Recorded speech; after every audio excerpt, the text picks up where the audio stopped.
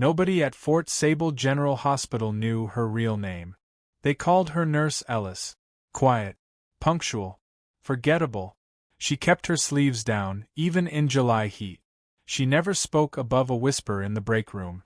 For 6 years, she had made herself as small as a person could get. Nobody knew that the woman refilling 4 bags on the night shift had once carried a rifle through mountains that swallowed men whole. Nobody knew about the scar under her left collarbone, or what it cost to earn it. Nobody knew her call sign. Until the morning a stranger was wheeled into her ER, bleeding out, whispering 3 words that hadn't crossed her lips in 6 years, and everything she had buried came rushing back to the surface. Before we go further, welcome to Silent Heroes. If you're watching this from your car, your kitchen, or your night shift break room right now, drop it in the comments. We love knowing where our community tunes in from. And if you haven't yet, hit subscribe, because the woman you're about to meet is about to remind you that the quietest people in the room are often the ones who've survived the loudest wars. Now, back to Nurse Ellis. Fort Sable was a mid-sized city, the kind with one real hospital, one real diner, and a population that liked to believe it knew everyone worth knowing.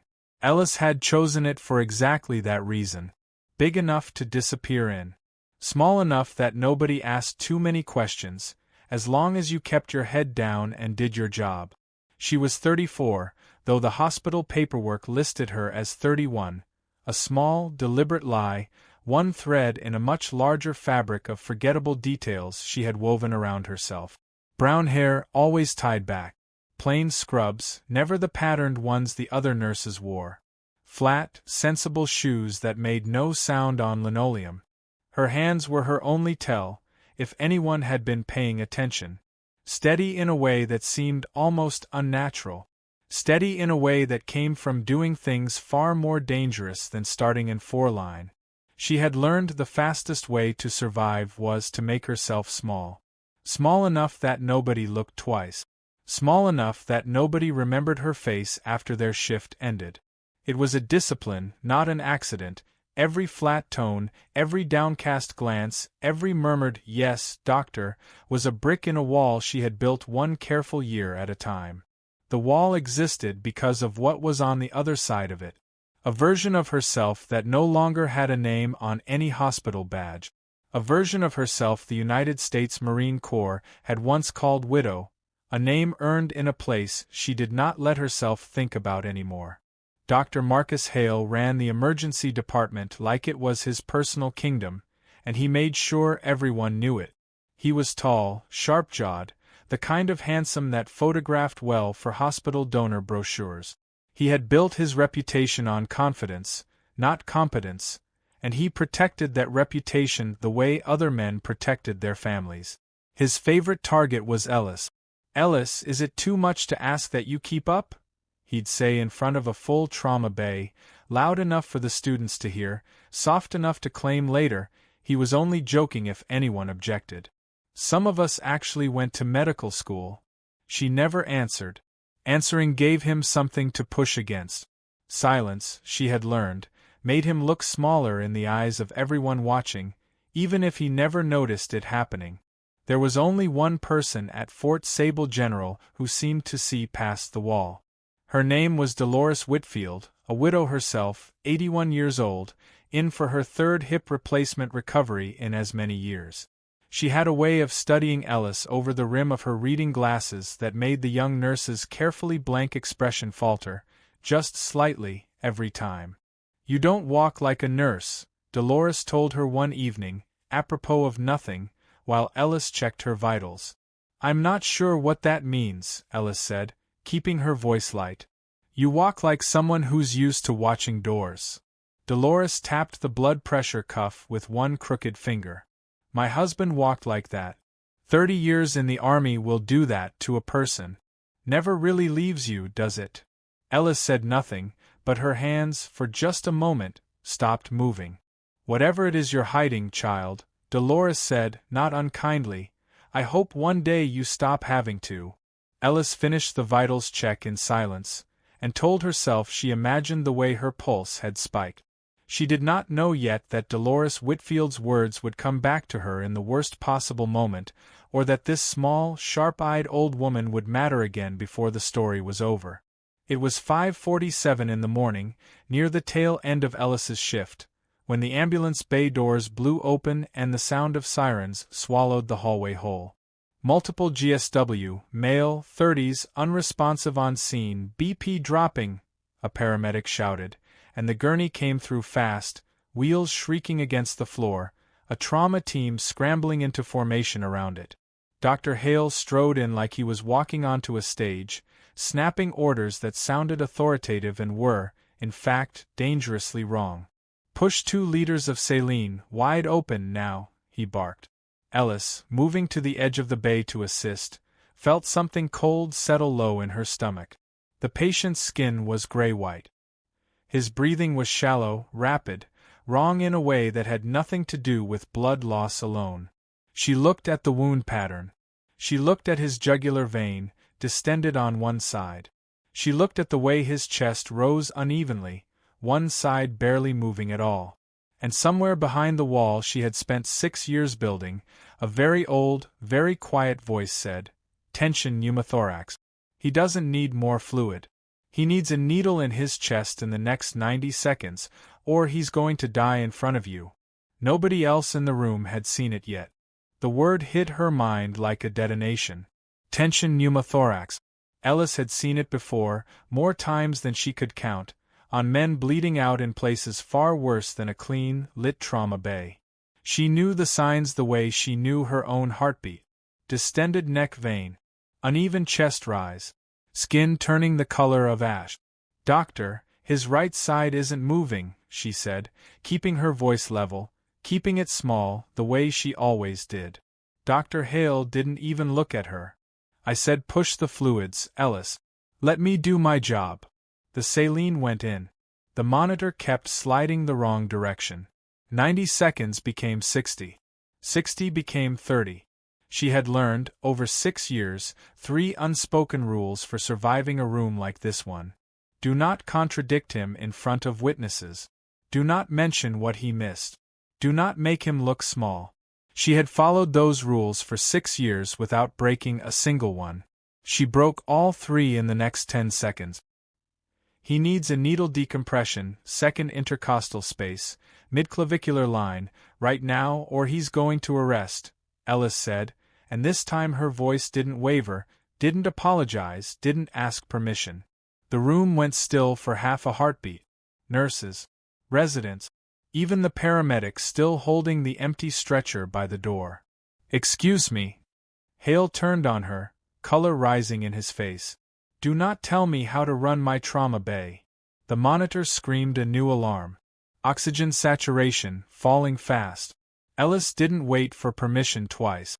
She had learned a long time ago that hesitation killed people faster than any bullet, and some habits, it turned out, 6 years of hiding could bury but never erase. Her hands moved before her mind finished the thought, fast and sure in a way that had nothing to do with hospital training and everything to do with a version of her life nobody in this room had ever seen. She grabbed a 14-gauge needle from the crash cart, tore the packaging open with her teeth, and stepped past Dr. Hale like he wasn't even standing there. For anyone unfamiliar with the emergency, a tension pneumothorax happens when air becomes trapped in the space around a punctured lung and has nowhere to escape. With every breath the pressure builds, collapsing the lung further and pushing against the heart and the major blood vessels until circulation itself begins to fail. It is one of the few true minute-to-minute emergencies in trauma medicine. Without immediate decompression, a patient can go into cardiac arrest in a matter of moments, and no amount of fluid or medication will reverse it, because the problem was never the blood volume. The problem was the pressure. She found the landmark by feel, the way muscle memory finds a well-worn path in the dark, and drove the needle home in one clean, practiced motion. There was a hiss of escaping air, sharp and unmistakable, and the monitor's alarm began, almost immediately, to soften. "Sats climbing," someone called out. 91. 94. The gray had started leaving the patient's face. Ellis's hands, steady through the entire procedure, did not tremble the way they usually did afterward on the rare occasions she allowed herself to feel anything. Her spine, usually curved slightly forward in the posture of someone trying to take up less space in the world, had gone straight, squared, certain. For 6 years, a small tremor had lived in her right hand, a leftover souvenir from things she never let herself remember out loud. It disappeared the moment the needle went in, and did not come back. Dr. Hale stood frozen for a moment, staring at the numbers climbing on the monitor, staring at the nurse he had just humiliated an hour earlier in front of the same room. "Who," he said slowly, "taught you how to do that?" Ellis did not answer. She was already reaching for the chest tube kit, already calling out vitals in a clipped, controlled cadence that sounded nothing like the quiet, apologetic voice she used every other day of her working life. BP 86/52 and climbing. "Get me a portable chest film, and call the OR. He's going to need a formal tube thoracostomy, and probably an exploratory." A resident actually moved to obey her before catching himself and looking to Hale for confirmation. "Do it," Hale snapped, though his eyes stayed locked on Ellis, something calculating and cold moving behind them that had nothing to do with concern for the patient at all. Across the room, an elderly voice cut through the controlled chaos. "I told you," Dolores Whitfield said from her wheelchair by the doorway, where an aide had been walking her toward radiology when the emergency broke loose around her. Nobody had thought to move her out of the hallway in time, and now she sat watching the whole scene unfold with sharp, satisfied eyes. "I told you, you didn't walk like a nurse." Ellis met her gaze for one brief second, something unreadable passing between them, before turning back to the patient, whose chest was now rising and falling in an even, steady rhythm. The man on the gurney, still barely conscious, still fighting to focus his eyes, looked up at her as the chest tube kit was wheeled in. His lips moved. At first no sound came out at all. Then, barely above a whisper, 2 words left him. "Widow. Your widow." The room did not understand what they had just heard. Ellis did. Her whole body went still, the needle in her hand forgotten for a fraction of a second, 6 years of careful invisibility collapsing in the space of 2 syllables. For 6 years, she had answered to Ellis. Now a bleeding stranger had just called her by a name she thought had died in a country she never spoke about out loud. "What did you say?" Dr. Hale's head snapped toward the patient, then to Ellis, suspicion sharpening every line of his face. The patient's eyes fluttered, fighting to stay conscious. "Widow," he said again, weaker this time. "It's really you." Ellis forced her hands to keep moving, prepping the chest tube site, refusing to let her face show anything at all. "He's confused," she said. "Blood loss, hypoxia. He doesn't know what he's saying." "He said it twice," Hale said slowly, and for the first time in 6 years, Ellis heard something in his voice that wasn't arrogance. It was suspicion, and suspicion, in her experience, was far more dangerous. "Focus on the patient," she said, and the sharpness in her tone surprised even her. The rest of the procedure happened in a blur of practiced motion. Chest tube placed. Patient stabilized. Vitals climbing steadily into safer numbers. The trauma team moved him toward the elevator and up to the OR, and for a few minutes, the emergency department exhaled as one collective breath. Ellis did not get to exhale with them. Dr. Hale caught her by the supply room door, blocking her path with his shoulder, arms crossed. "You want to explain to me," he said quietly, "how a night shift nurse from a community college program knows how to perform a needle decompression before I even finished my differential? And what exactly a trauma patient meant when he called you widow?" "I don't know what he meant," Ellis said. "I know how to save a patient's life. I'd think you'd be grateful instead of interrogating me in a supply closet." "Grateful?" Hale's laugh was short, humorless. "You made me look like an idiot in front of my own residents." "You were about to let a man die of a treatable emergency," Ellis said, and something in her voice had changed, flattened into something harder, something that did not apologize. "I did my job." That's all that happened here. We'll see what administration thinks about that, Hale said, and walked away before she could answer. By 9 o'clock that morning, word had already spread through every floor of Fort Sable General, the way stories always did in a hospital, faster than any official memo. The night nurse who'd overruled Dr. Hale. The night nurse who knew a procedure most ER attendings only performed a handful of times a year. The patient who'd woken up calling her by a name nobody recognized. Ellis was called into the hospital administrator's office before her shift even ended. The administrator, a tired-looking man named Reyes who mostly wanted problems to disappear quietly, sat behind his desk with Dr. Hale standing beside him, arms crossed, smug in a way that made Ellis's jaw tighten. "Ms. Ellis," Reyes said, glancing at a printed incident report. "Dr. Hale has filed a complaint alleging you performed an unauthorized invasive procedure without physician approval, and that you've misrepresented your credentials on your employment application." "I have not misrepresented anything," Ellis said evenly. "And the procedure I performed saved that patient's life. You can review the outcome yourselves." "The outcome isn't the issue," Hale cut in. "Protocol is the issue. Chain of command is the issue. You don't get to decide you're in charge just because." "Just because I was right," Ellis said, and for the first time in 6 years, she did not lower her eyes when she said it. Reyes held up a hand before either of them could continue. "Given the seriousness of the allegations, I'm suspending you pending an internal investigation, effective immediately. 2 weeks, unpaid, while we review your file and confirm your training records." Ellis felt something cold settle in her chest, not fear exactly, but something close to it. 2 weeks. 2 weeks for someone to start asking the wrong questions, pulling the wrong threads, finding the version of herself she had worked 6 years to bury. "That patient still needs post-op monitoring," she said instead. "I know his case better than anyone on this floor right now." "That's not your concern anymore," Hale said, and there was something almost pleased in the way he said it. Ellis looked at Reyes, then at Hale, and made a decision that would have been unthinkable to her 24 hours earlier.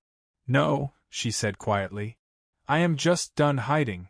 She turned and walked out of the office, past a hallway full of nurses and techs who had gathered near the nurses' station under the thin pretense of doing paperwork, all of them watching her with a mixture of shock, sympathy, and something that looked almost like awe. She did not go home. She went back to the recovery floor, pulled a chair beside the still unconscious patient's bed, and sat down anyway, suspension or not, because 6 years of hiding had never once stopped her from doing what needed to be done, and she was not about to start now. Dolores Whitfield found her there an hour later, wheeled in by an aide for a routine check, and studied her for a long moment before speaking. "They suspended you," Dolores said. "It wasn't a question." "Yes." "For saving a man's life." "Yes." Dolores's mouth curved into something that was not quite a smile. "Then I'd say Dr. Hale just made the second worst mistake of his career." Ellis looked up. "What was the first?" "Underestimating you in the first place," Dolores said, and outside the window, a black government sedan pulled into the hospital's front circle, and 2 uniformed figures stepped out onto the pavement. The 2 figures crossing the hospital lobby moved with the kind of precision that came from decades of formal discipline, not the hurried, distracted walk of ordinary visitors. One wore the dress blues of a United States Marine Corps colonel. The other, a step behind him, carried a slim leather case against his side like it held something more important than paperwork. Word reached the recovery floor before they did. "There are military officers downstairs asking for a nurse Ellis," a young tech said, breathless, poking her head into the room where Ellis still sat beside her patient. "Front desk sent them up." Dolores raised an eyebrow, glancing at Ellis with open curiosity. "Friends of yours?" Ellis's stomach tightened. She knew, with a certainty that settled somewhere deep and old, exactly who was walking through that hospital, and exactly why. The colonel appeared in the doorway a moment later, and the years fell away in an instant. "Sergeant Reyes," he said, Not Ellis, never Ellis, not to him. Using a name she had not heard spoken aloud in 6 years, and his voice cracked with something that was not quite a smile and not quite grief. I have been looking for you for a very long time. Ellis rose slowly to her feet. Colonel Whitaker. You know each other, Dolores said, delighted, glancing between them. She served under my command, Whitaker said, stepping fully into the room, his eyes never leaving Ellis's face, as if he was afraid she might vanish the moment he stopped looking. Best combat medic I ever had the honor of commanding. We lost track of her after her discharge paperwork was filed under a name that, as it turns out, doesn't officially exist. I had my reasons, Ellis said quietly. I don't doubt it, Whitaker said, and something in his tone told her he knew exactly what those reasons were, or close enough to it. Word of the visit had already begun spreading through the floor, nurses and techs finding excuses to walk past the open door, drawn by the sight of a full colonel standing at attention beside a night shift nurse everyone had assumed was nobody. Dr. Hale arrived within minutes, summoned by the same gossip network that had summoned everyone else, his expression shifting from confusion to alarm as he took in the uniform, the insignia, the way the colonel's entire posture had reoriented itself around Ellis like she was the only person in the room worth acknowledging. Can I help you? Hale said, stepping forward with the practiced authority he used on everyone, though it sounded thinner now, uncertain of its footing. You must be the physician who suspended her, Whitaker said, and it wasn't a question. Dr. Hale, I presume. Administrator Reyes mentioned your name when I called ahead this morning. Hale's jaw tightened. I don't know what she told you, but there are protocols. I'm not here because of anything she told me, Whitaker said. I'm here because 6 years ago, this woman held a forward surgical position under fire for 11 hours with 2 working hands and a med kit that ran dry after the 3rd hour, and she brought back every single Marine she was responsible for except one, whose loss was not, by any measure, a failure of her skill or her courage. The room had gone completely silent. She was awarded the Bronze Star with Valor Device for actions during that deployment, Whitaker continued, his voice carrying now, deliberately, for every person crowded near that doorway to hear. She was also awarded the Purple Heart, 4 wounds sustained pulling a wounded Marine across 60 meters of open ground under direct enemy fire. Her official Marine Corps call sign, given to her by the men she served with, was Widow, because she had a habit of ensuring the enemy's wives became one. Ellis stood very still, her eyes fixed somewhere past all of them, somewhere none of them could follow. She left the Corps under an assumed identity, Whitaker said, because after her final deployment, credible threats were made against her by individuals connected to the very men she had helped bring to justice. Witness protection isn't just for civilians, Doctor. Sometimes it's the only way we can thank a soldier for her service without getting her killed for it. Hale had gone pale, his mouth opening and closing without producing a sound. So when you tell me, Whitaker said, stepping closer now, his voice dropping into something colder, that you suspended this woman for performing a needle decompression that, by every account I've read this morning, saved a man's life in under 90 seconds, I want you to understand exactly whose judgment you decided to override. I didn't know, Hale said weakly. There was no record, nothing in her file. That was rather the point, Whitaker said.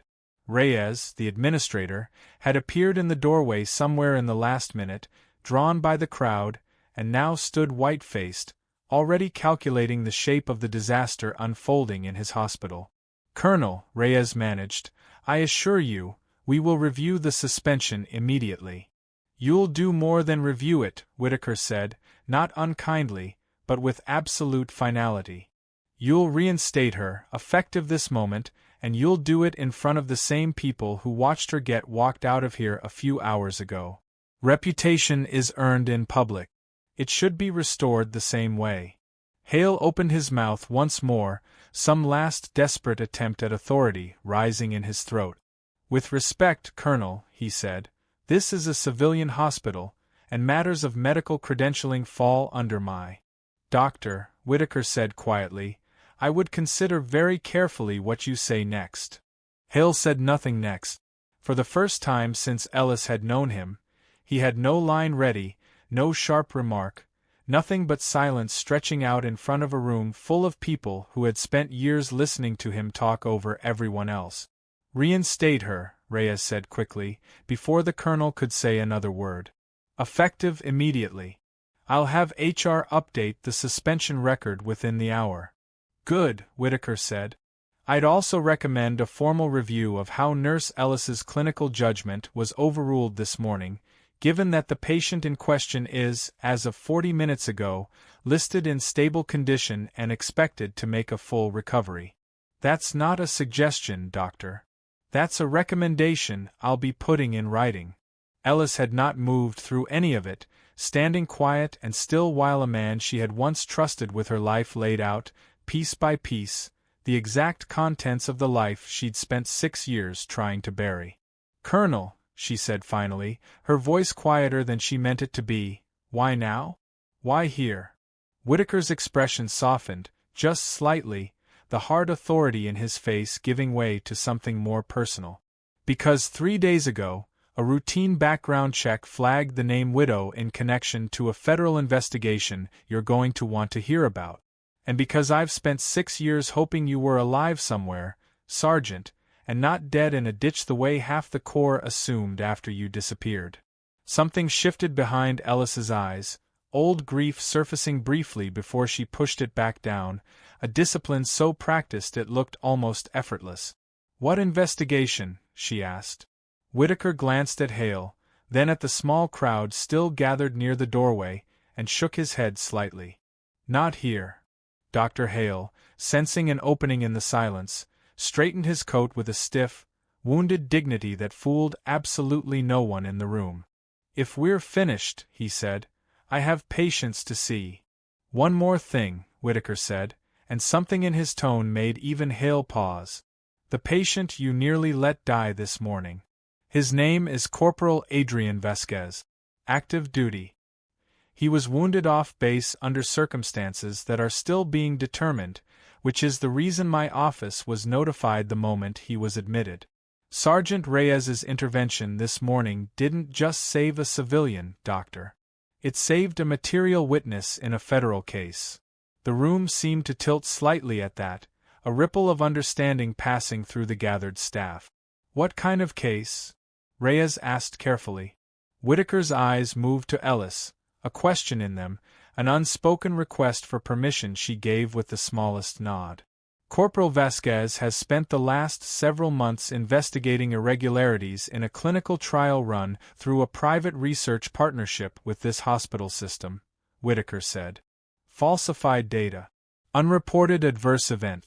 Possibly patient deaths that were never properly documented. He was attacked 3 nights ago, and until this morning, we weren't sure he'd survive to tell us who did it. Hale's face had gone from pale to something closer to gray. That trial, Reyes said slowly, that would be the neurological rehabilitation study. Dr. Hale's research. The silence that followed was heavier than any that had come before it. I have no idea what you're implying, Hale said, too fast, his voice climbing half an octave. I run a clean trial. Every piece of data is documented. We'll let the federal investigators determine that, Whitaker said mildly. In the meantime, I'd recommend you not leave the state, Doctor. Ellis watched Hale's carefully constructed composure crack in real time, the arrogance draining out of him and leaving something smaller and more frightened behind it, and felt no satisfaction in the sight, only a tired, familiar recognition. She had seen this particular unraveling before, in men who built their whole identities on being untouchable. This is absurd, Hale said, backing toward the door. I'll be speaking to legal counsel immediately, and I expect a formal apology when this so-called investigation turns up nothing. He left the room at something just short of a run, and nobody moved to stop him. Dolores Whitfield, still seated in her wheelchair by the window, broke the silence with a dry, satisfied chuckle. Well, she said, I did tell you he'd walk himself right off a cliff eventually. Whitaker turned to Ellis once the room had begun to empty, his voice dropping into something quieter, more private. "I need you to come in for a formal debrief, Sergeant. Corporal Vasquez asked for you specifically before he lost consciousness. Said you were the only person he trusted to keep him alive long enough to testify." "I'm not a soldier anymore, Colonel," Ellis said. "I'm a nurse." "Today," Whitaker said, "you were both. That's rather the point I came here to make." She looked past him, out the window, to where Corporal Vasquez's ambulance still sat parked in the Circle Drive, and thought of 6 years spent trying to convince herself those two versions of who she was could never exist in the same room without one of them destroying the other. "I'll need his full case file," she said finally. "And I want to be there when he wakes up." Whitaker allowed himself, for the first time since walking through that door, something close to a genuine smile. "Welcome back, Sergeant Widow."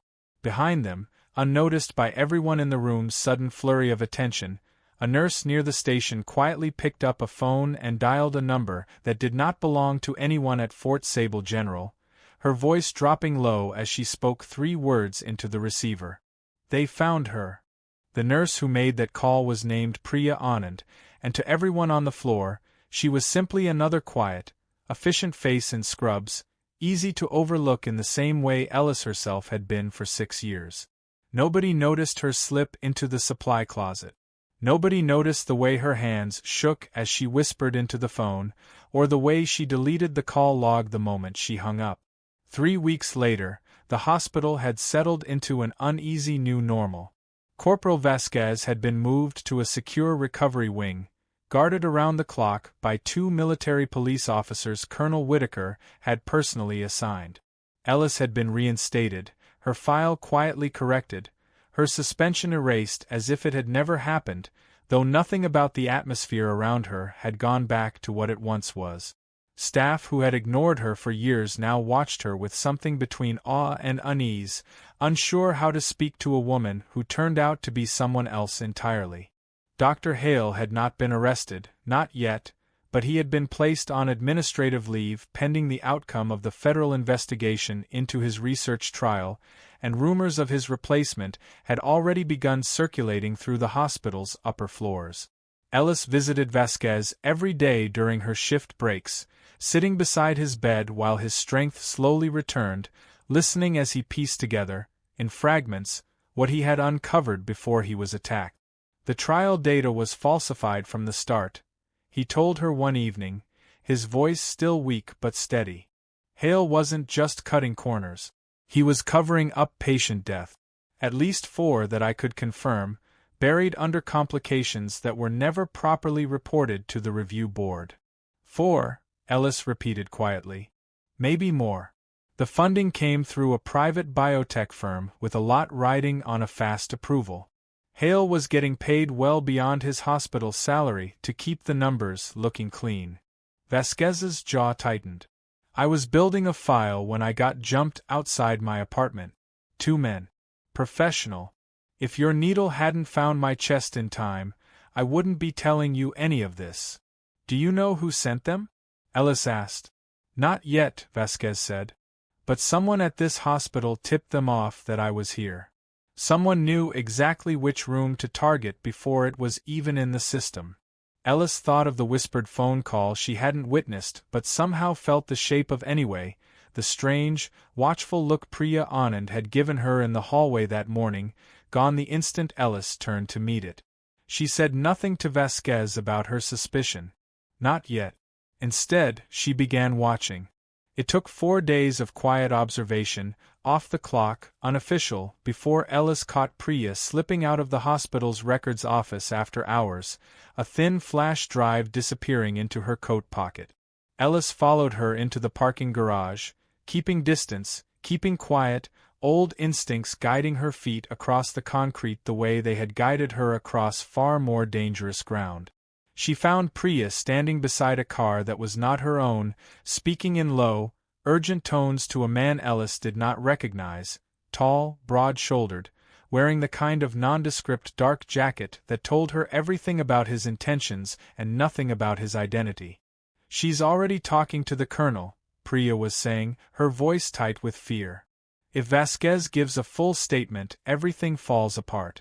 Hale said. Hale doesn't call the shots anymore, the man cut in coldly. Where's his room? Ellis's blood went cold. She did not have a weapon. She did not have backup. What she had was 6 years of buried training rising up through her chest like a held breath finally released, and a decision that took less than a second to make. She stepped out from behind the concrete pillar. Looking for someone, she said. Both of them turned, Priya's face draining of color, the man's expression shifting instantly into something calculating and dangerous. Sergeant Reyes, Priya said weakly, using the false name out of pure habit, panic scrambling her thoughts. This isn't what it looks like. It looks like you've been feeding information to whoever wants Corporal Vasquez dead, Ellis said, her voice flat, controlled, utterly unlike the quiet apologetic tone she had spent 6 years perfecting. I'd say that's exactly what it looks like. The man moved first, faster than Priya, faster than most people expected from someone his size, closing the distance between them in 3 long strides, one hand already reaching for something at his waistband. Ellis's body reacted before conscious thought caught up, 6 years of hiding falling away in an instant, replaced by something older, sharper, the version of herself that had once kept 11 men alive under fire with nothing but her hands and her will. She sidestepped his first grab, drove her elbow hard into his ribs, and used his own forward momentum to slam him into the concrete pillar beside her. He grunted, staggered, and came at her again, faster this time, a blade flashing in his hand where the streetlight caught it. Priya, call security, Ellis said, her voice remarkably steady even as she pivoted away from the blade's arc. Or better yet, call Colonel Whitaker directly. Tell him Vasquez's room needs additional protection immediately. Priya, frozen against her car, did neither, too paralyzed by fear to move. The man lunged again, and this time his blade caught Ellis's forearm, a shallow cut that burned but did not slow her down, adrenaline and old muscle memory carrying her through the pain the way it always had. She caught his wrist, twisted hard, and heard something pop as the knife clattered to the concrete. "Who sent you?" she said, pinning his arm behind him, her voice low and cold in a way that made even Priya take an involuntary step backward. "Who paid for Vasquez?" The man said nothing, his face twisted in pain and fury, and somewhere above them, the sound of a stairwell door slamming open echoed through the garage, followed by the fast, heavy footsteps of hospital security finally responding to the noise. Security arrived seconds later, 2 broad-shouldered guards moving fast, flashlights sweeping the dim garage until they landed on Ellis, still holding the man's arm pinned behind his back, blood soaking through the sleeve of her cardigan where the blade had caught her. "Hands where I can see them," one guard shouted, momentarily uncertain who exactly needed restraining.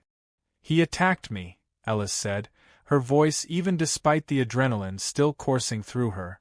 "Call Colonel Whitaker, and get eyes on Corporal Vasquez's room right now. There may be a second team already inside the building." Something in her tone left no room for hesitation. The younger guard was already on his radio before she finished the sentence, relaying the warning up the chain while his partner cuffed the man Ellis had subdued, still cursing under his breath, refusing to give a name. Priya had not moved from beside her car, tears streaking down her face, her earlier fear curdling into something closer to despair. "I didn't want any of this," she said, her voice cracking. "Hale said if I didn't help him, he'd make sure I lost my license over billing discrepancies that weren't even my fault. He had proof, or said he did. I didn't know they were going to hurt anyone. I swear I didn't know." Ellis studied her for a long moment, old anger warring with something more complicated, a recognition of what fear could make a person do when it was pressed hard enough against the right nerve. "Tell that to the federal investigators," Ellis said, not unkindly. "It's the only thing that might actually help you now." By the time Colonel Whitaker arrived 20 minutes later, the hospital's security office had become a small command center, Vasquez's room secured by 4 armed guards instead of 2, Priya seated in a side office awaiting formal questioning, and the man Ellis had subdued sitting in handcuffs, still silent, still refusing to speak. Whitaker took one look at Ellis's bandaged forearm and exhaled slowly. "You couldn't have waited for backup." "There wasn't time," Ellis said simply. "There never is with you," Whitaker said, something almost fond in his exasperation. "Local police are running the suspect's prints now. My guess is we'll find him connected to the same biotech firm funding Hale's trial. This wasn't a random attack, Sergeant. This was an organized attempt to eliminate a federal witness, and it very nearly worked." "He mentioned Hale by name," Ellis said. "Said Hale doesn't call the shots anymore. Like there's someone else pulling the strings." Whitaker's expression darkened. "There usually is." The investigation moved quickly after that. Within 2 days, financial records subpoenaed from the biotech firm, Halcyon Bioresearch, revealed a payment structure that had funneled nearly $2 million to Dr. Hale over 18 months, disguised as consulting fees for a trial that internal emails showed he knew was producing dangerously skewed results almost from the beginning. 4 patient deaths, initially recorded as unrelated complications, were reclassified as directly linked to the experimental treatment once independent reviewers examined the full case files Vasquez had assembled before his attack. Hale was arrested on a Tuesday morning, escorted out of a downtown hotel by federal agents in full view of local news cameras. His composed, camera-ready expression from years of hospital fundraiser appearances nowhere to be found as he was placed into the back of an unmarked car. Ellis watched the footage later that evening on the small television in the hospital break room, surrounded by co-workers who, only weeks earlier, had watched her get walked out of the same building in disgrace. Nobody said much. Nobody needed to. Priya Anand cooperated fully with investigators, providing details on how Hale had pressured her, and in exchange avoided the harshest charges being considered against her, though her nursing license was suspended pending a formal board review. She left Fort Sable General quietly, without ceremony, and Ellis never saw her again. Corporal Vasquez, discharged 3 weeks after his initial admission, insisted on visiting Ellis on her final shift before her own required leave to recover from the knife wound on her arm. "I owe you my life twice now," he said, standing a little unsteady in the hallway outside the nurse's station. "The needle in my chest, and whatever you did in that parking garage. Colonel Whitaker filled me in." "You'd have done the same," Ellis said. "Maybe," Vasquez said. "But I didn't spend 6 years pretending to be someone else to do it." Ellis didn't answer that directly, her eyes drifting instead to the window, where the late afternoon light was catching the edge of the hospital's front garden, the same garden she had walked past 1,000 times without ever once really looking at it. "What happens now?" Vasquez asked. "To you, I mean." "Not the case." "I don't know yet," Ellis admitted, and it was the first time in 6 years she had said those words out loud without feeling the need to immediately construct an answer to hide behind. The answer came 2 weeks later, in the form of a formal letter delivered to the hospital administrator's office, bearing the seal of the Department of Defense, and a request that Reyes read 3 times before he fully understood what he was looking at. He called Ellis into his office that afternoon, his demeanor entirely different from the man who had suspended her weeks earlier. "The federal government wants to fund a new trauma training initiative," Reyes said, sliding the letter across his desk. "Combat casualty care protocols, adapted for civilian emergency medicine. Colonel Whitaker recommended you personally to lead the clinical training component, in partnership with the hospital." Ellis read the letter slowly, her eyes catching on the proposed title. "The Reyes-Vasquez Rapid Trauma Response Program."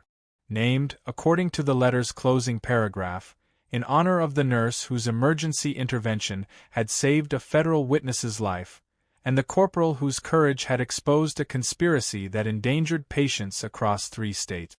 "They want to name it after me," Ellis said quietly. "After both of you," Reyes corrected. "It comes with a full staff position. Director of Emergency Trauma Training. You'd oversee curriculum, run simulations, train residents and staff hospital-wide in rapid recognition of exactly the kind of emergency you caught that morning with Corporal Vasquez.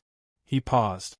It also comes with your full military record unsealed and formally acknowledged in your personnel file, if you want it there.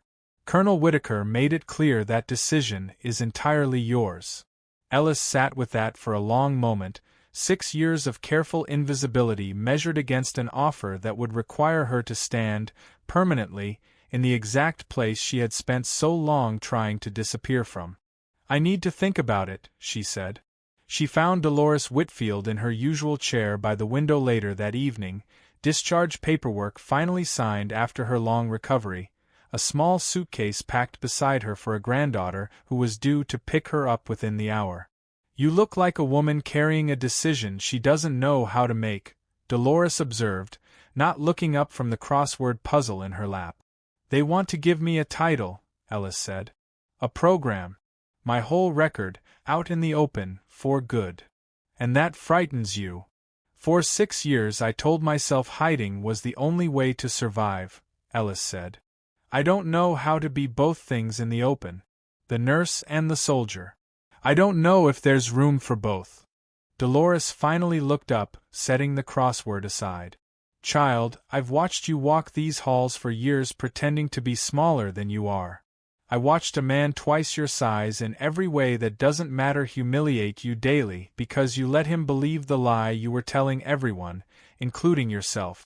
And I watched you save 2 lives in the same building without ever once needing to remember which version of yourself you were supposed to be in that moment. You didn't choose between the nurse and the soldier that morning. You just were both, all at once, and it worked.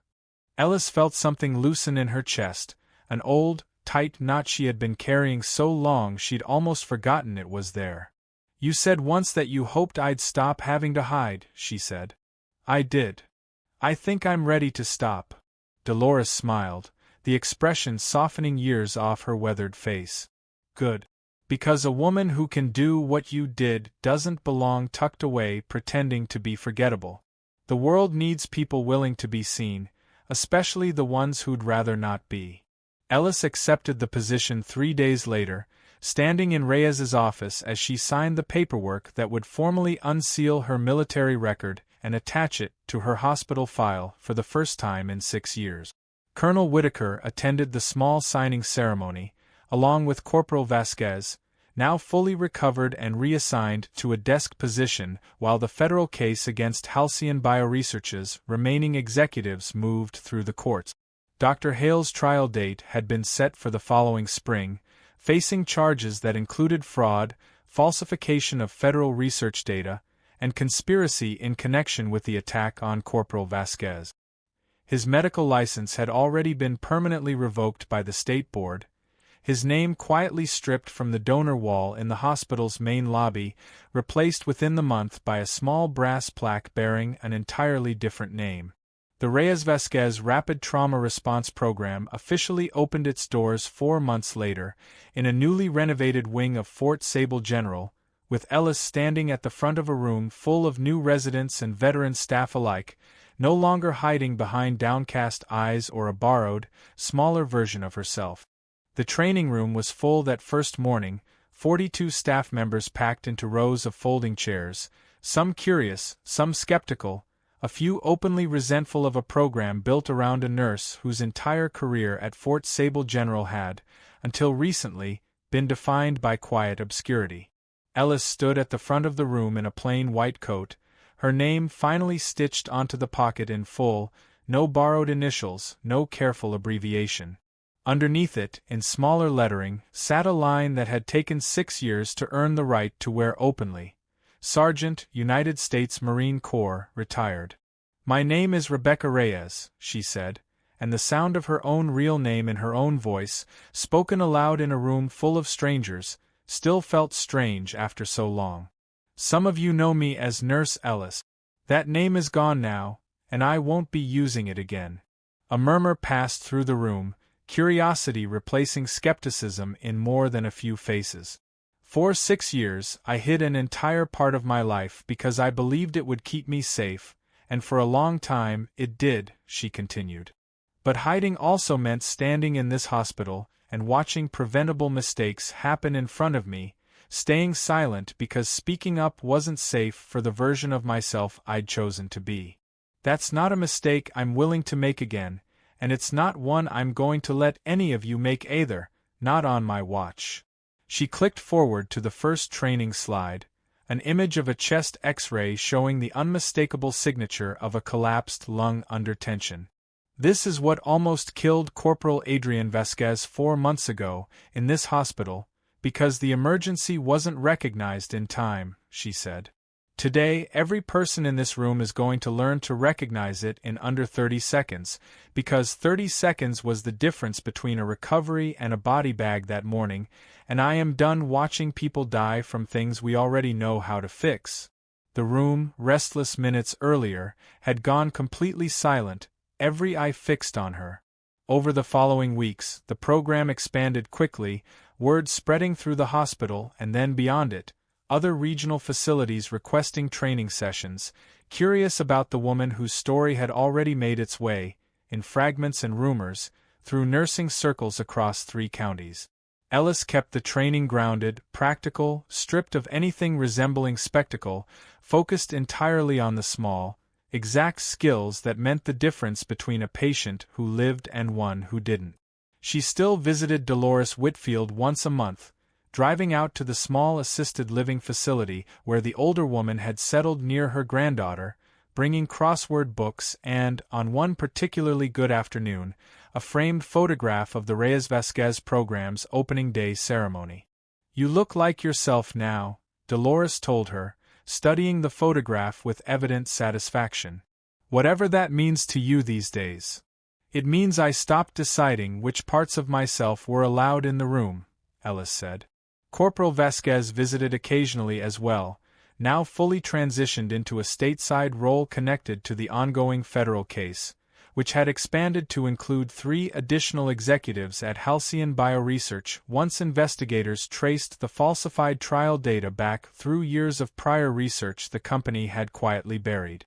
"They're offering Hale a plea deal," Vasquez told her during one visit, sitting across from her in the small office attached to her training suite. "Reduced sentence if he cooperates fully and names everyone else involved." "Will he take it?" "Men like Hale always take the deal that protects them most," Vasquez said. "He'll talk. He'll probably even manage to make himself sound like a victim of the whole scheme by the time it's over." "Let him talk," Ellis said. "It doesn't change what happened here, or what almost happened to you." The program's first graduating class of trained emergency responders completed their certification 6 months after the doors opened, and Ellis stood at the front of the small ceremony marking the occasion, watching residents and veteran nurses alike walk across a modest stage to receive certificates bearing a title that had not existed a year earlier. Near the back of the room, quiet and unassuming in a folding chair, sat a woman Ellis did not immediately recognize, until the woman rose during the closing applause and Ellis realized, with a small jolt, that it was Priya Anand. "I'm not here to cause trouble," Priya said quickly, once the ceremony had ended and the room had begun to empty. "I finished my board review. They reinstated my license last month, with conditions. I saw the notice about this program in a nursing bulletin, and I wanted to see it for myself. What it became." Ellis studied her for a long moment, old anger settled now into something quieter, more tired. "Why?" "Because I think about that night in the parking garage more than I'd like to admit," Priya said. "And because whatever I did, you still came out here and built something that's already saved lives. I wanted to see that it was real." "It's real," Ellis said simply. Priya lingered another moment, as if she wanted to say more, then simply nodded and slipped quietly out of the room the way she had once slipped through hospital hallways with secrets she never should have been asked to carry. Ellis did not call after her. Some doors, once closed, were better left that way. By the program's first anniversary, the numbers spoke for themselves. 14 documented cases of trauma emergencies recognized and treated within the critical window, cases that hospital leadership privately acknowledged might have gone very differently under the old training standard. 2 other regional hospital systems had adopted modified versions of the curriculum, and a state nursing board had reached out about formal accreditation. Dr. Hale's trial concluded that spring, ending in a plea agreement that spared him decades in prison but stripped him permanently of any right to practice medicine again, anywhere, under any name. He testified against 2 halcyon bioresearch executives in exchange for his reduced sentence, his composed, camera-ready voice trembling for the first time anyone at Fort Sable General had ever witnessed as he described, in flat legal language, exactly how many patients had been harmed by data he'd chosen to falsify rather than admit his research had failed. Ellis did not attend the sentencing. She had, by then, stopped needing to watch him lose anything in order to know that she and Corporal Vasquez had already won the only thing that mattered. On a quiet Tuesday morning 18 months after the day a wounded stranger had whispered her old call sign across a trauma bay, Ellis stood once more at the front of her training room, watching a new class of residents work through a simulated tension pneumothorax on a mannequin designed to mimic every warning sign she had once caught with nothing but instinct and 6 years of buried training. A young resident, hands shaking slightly, successfully located the landmark, and Ellis watched the tremor disappear the moment the needle went in, the same way her own tremor had vanished on a morning that felt, some days, like a lifetime ago. "Good," she told the resident quietly. "That's exactly it.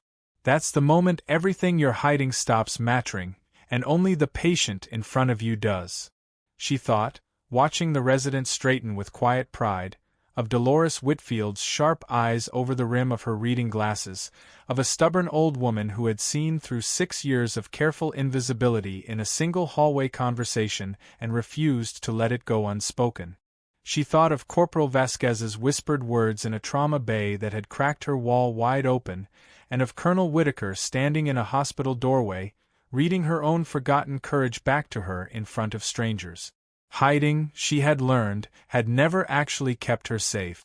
It had only kept her small.